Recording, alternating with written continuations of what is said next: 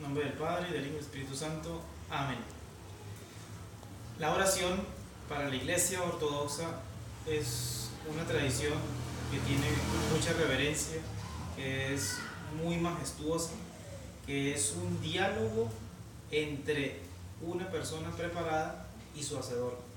¿Por qué decimos esto? Porque en Occidente, lamentablemente, todos simplemente creemos que oración es un diálogo con Dios, pero eso puede traer mucho sufrimiento a muchas personas. ¿Por qué? No están preparadas para ese diálogo.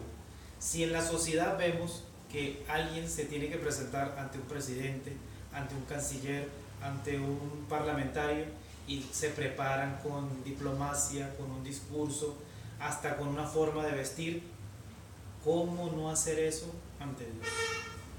Los santos padres han definido incluso que la oración es el mismo diálogo que tenían en el paraíso nuestros primeros padres, Adán y Eva, en la creación. Pensemos por un instante qué pasó cuando Dios insufla sobre ese ser un hálito de vida y despierta. No está esperando nada, no está preocupado, simplemente está expectante, simplemente está analizando, contemplando todo lo que pasa.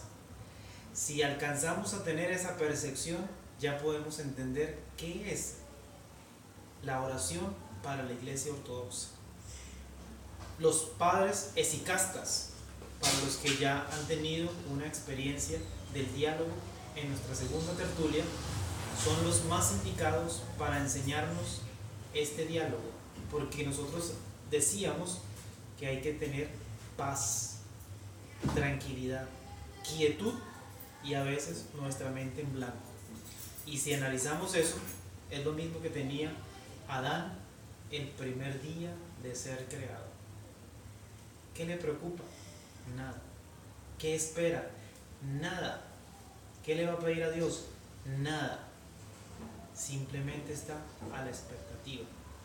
Cuando nosotros nos acercamos a Dios, a veces venimos mediados por miedos, por angustias, por una preocupación, por una necesidad, y algunos incluso para dar un agradecimiento. Pero se nos olvida hacia quién nos vamos a dirigir. En un primer momento la oración también ha sido interpretada como una etapa de martirio y después una etapa de la mente empieza a bajar al corazón y se funden en una sola cosa para poder hablar con Dios. ¿Por qué un martirio? En la Iglesia Ortodoxa no es el martirio como una penalidad que vamos a sufrir, es simplemente porque nos ponemos en la presencia de Dios y empezamos a que nuestros sentidos se vayan preparando. Esa expectativa es la que nos va a permitir esa fusión de la mente con el corazón. ¿Y cuándo sucede eso? Nadie lo sabe. Dios lo va a hacer en su infinita sabiduría e infinita bondad cuando a Él le parezca que es el momento indicado. Nótese ahora la diferencia cuando la gente va a una oración y espera resultados. Señor, si haces esto, yo te prometo tal cosa. ¿Quiénes somos nosotros para hacer ese tipo de imprecaciones a Dios? Cuando Él simplemente por amor incluso nos está preparando para que ese diálogo sea completamente efectivo. Ahora, ¿por qué hay gente que interpreta que la oración es un espacio donde el maligno también actúa? Porque a veces las ilusiones, los sueños empiezan a apoderarse de nuestra oración, de nuestro diálogo, y empezamos incluso a tener pensamientos egoístas, de prepotencia y a veces de orgullo. Cuando eso sucede, entonces ya esa oración muy posiblemente el maligno está entrando. ¿Qué esperamos? Nada. Y vuelvo al ejemplo del Génesis, incluso antes de la creación. Dios creó todas las cosas de la nada. No había nada para que comenzara todo. Y si yo estoy vacío ante Dios y no tengo nada, entonces puedo esperarlo todo, una creación nueva, que es a fin de cuentas lo que la Iglesia ortodoxa espera de sus fieles. Un cambio radical de vida, un cambio ontológico donde yo pueda decir que soy una persona nueva. Hoy muchas instituciones y muchas personas están preparándose con esto que llaman coach, y ya hay coach espirituales, coach ontológicos. Y ante Dios, ¿qué sucedería con este tipo de personas? Ellos van a tratar de sacar lo mejor de cada uno de nosotros, pero nosotros les vamos a decir: hemos aprendido incluso ya no confiar en nosotros mismos, sino a esperar que sea la voluntad de Dios que obre en nosotros. Entonces, ¿acaso estamos renunciando a nuestra voluntad? ¿Estamos renunciando a nuestras capacidades? Todo lo contrario, estoy cediendo lo mejor de mí para que Dios pueda habitar, pueda transformar y realmente pueda su obra continuar a través de nosotros. A veces nuestro falso egoísmo nos hace creer que voy a hacer una cosa, que yo sí puedo, que yo sí tengo las capacidades, y Dios no está mirando eso, porque si la persona está delante de su presencia y lleva pacientemente su martirio, esperando, y esa espera tiene una característica muy importante, es empezar a estar conscientes de lo que estamos haciendo, porque incluso los santos padres van a decir: ¿qué mérito tiene la oración repetitiva? Inclusive cuando estamos hablando: Señor Jesucristo, Hijo de Dios vivo, ten piedad de mí que soy pecador.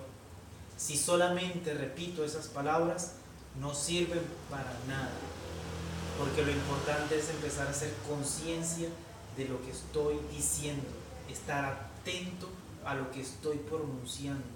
Y cuando yo empiezo a tener conciencia, entonces mi intelecto empieza a comprender, y yo puedo tener la posibilidad ahora sí de bajar el entendimiento al corazón donde Dios puede morar.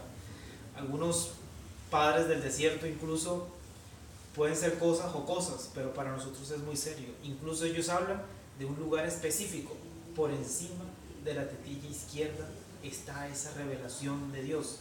Es una forma simbólica de ubicar un lugar exacto de la presencia de Dios. Pero si los analizamos, lo más importante es junto al corazón. Junto al corazón es donde se puede fusionar ahora sí mi entendimiento y mis sentimientos. Así la oración empieza a cumplir un efecto muy poderoso, y es saber que Dios va a actuar. ¿Cuándo? Cuando Él, en su infinita misericordia, así lo pueda realizar, y que yo sea ese espacio abierto para su bondad. Fíjense que para nosotros estas prácticas nos tienen que llevar a un cambio de vida, pero este cambio de vida viene avalado por una vida tranquila, y una cosa muy importante: ya nos empezamos a despreocupar, ya no guardamos rencores, porque no tenemos ni le debemos nada a nadie. Es empezar a vaciarnos porque hemos dejado que Dios more, y ahí incluso empiezan a verse los grandes cambios. Empieza el profundo deseo de amar a Dios, empieza la compasión hacia los más pecadores, y para la Iglesia ortodoxa un valor muy preciado: viene el don de las lágrimas, el dolor de reconocerme todas mis faltas, mis pecados, y poder decirle a Dios: a pesar de todo esto, tú has permitido que llegue ante tu presencia, y me has permitido hablarte, y me has hablado al corazón. En ese detalle, en esa enseñanza, muchos santos, incluyendo al famoso San Simeón, el nuevo teólogo, se caracterizó porque era un hombre con un profundo don de las lágrimas. Cualquier cosa le conmovía, cualquier cosa le emocionaba. Celebrando la liturgia, lloraba. Confesando a los pecadores, lloraba. veamos cómo la sensibilidad que nos va a regalar Dios es un proceso, porque Él nos va a preparar. No es llegar simplemente de buenas a primeras, Señor, me pasa esto, y a veces nosotros ni siquiera sabemos ante quién nos presentamos. Se nos olvida incluso que estamos ante el Creador de todo. Cuando empezamos a entender quién es a quien nos dirigimos, vemos todo lo que nos hace falta, empezamos a comprender su infinita sabiduría y empezamos a ver y comprender que como en el paraíso, de la nada se crearon todas las cosas.